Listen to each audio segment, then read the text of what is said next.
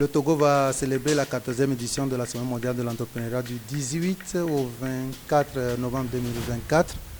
Les activités vont se dérouler dans 4 villes du pays, notamment à Lomé, à Tchévié, à Takpamé et à Kara. Plusieurs activités seront organisées à Lomé, dans l'enceinte de l'université de Lomé, également à Kara, au palais des congrès, à Takpamé, à Lévichier et à Tchévié, à l'hôtel Saint-Georges.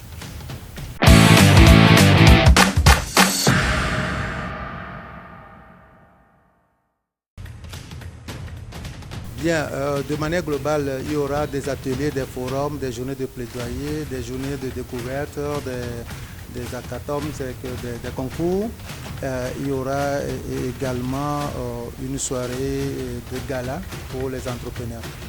Comme vous le savez, l'objectif visé par cette semaine, c'est de réunir l'ensemble des acteurs de l'écosystème pour pouvoir réfléchir sur la vie des entrepreneurs, ce qu'ils rencontrent comme difficultés, ce qu'on doit faire pour les aider, quel plaidoyer les acteurs peuvent faire à l'endroit des décideurs politiques, qu'est-ce que nous pouvons faire pour mieux aider les entrepreneurs à trouver des solutions à leurs problèmes. Donc l'ensemble des activités ont un seul objectif, faire en sorte que un environnement favorable soit créé pour la réussite des entreprises au Togo.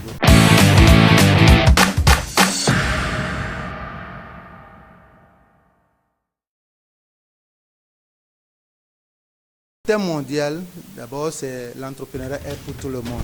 Mais le thème que nous avons choisi au Togo spécialement, c'est l'entrepreneuriat et le développement des territoires.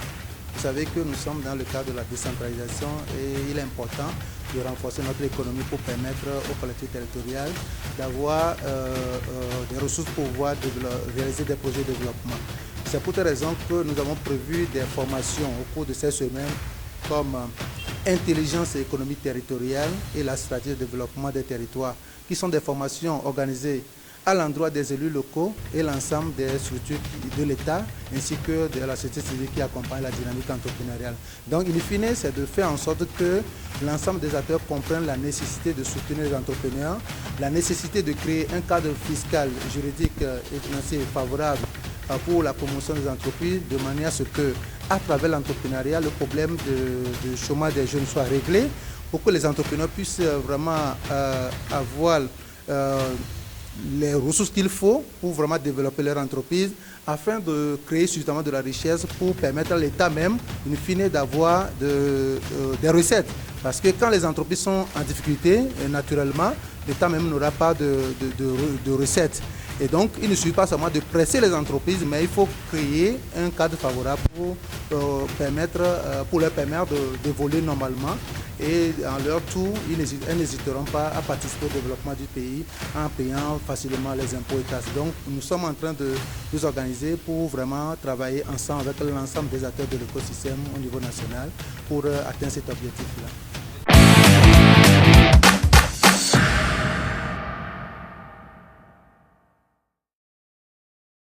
Alors, cette année, ce n'est pas les activités de cette semaine, sont essentiellement les entrepreneurs en activité, les étudiants, les structures d'accompagnement, les décideurs politiques, les journalistes, les investisseurs, les institutions financières, les écoles, les universités qui doivent participer aussi à la formation.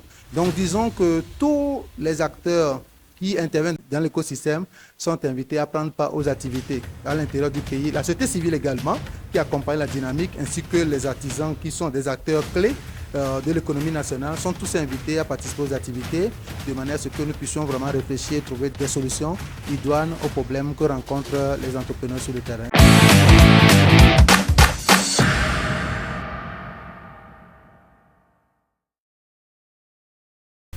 L'innovation cette année, c'est qu'il y aura beaucoup d'activités à l'endroit de la jeunesse.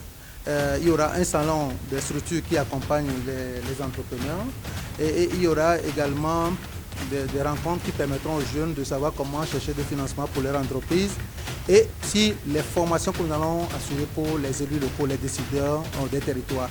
Parce que, comme vous le savez, aujourd'hui, on ne peut pas espérer avoir un bon résultat de la décentralisation si les collectivités territoriales ne participent pas au renforcement du tissu économique. Donc, cette année, les formations que nous avons prévues sur l'intelligence économique territoriale et la stratégie de développement local constituent quand même des opportunités pour les pouvoirs publics même de bénéficier de l'expertise des structures d'accompagnement pour pouvoir vraiment renforcer leur tissu économique, pour vraiment permettre à l'ensemble des acteurs d'atteindre leurs objectifs, y compris l'État même.